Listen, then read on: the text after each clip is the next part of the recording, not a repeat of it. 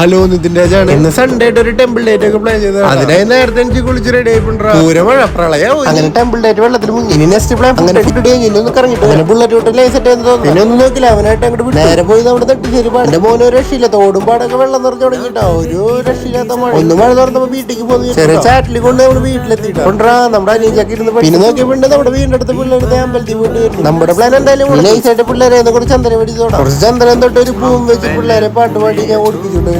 പിള്ളേരോട് എടുത്ത് പുല്ല് പോലും മുളക്കില്ല.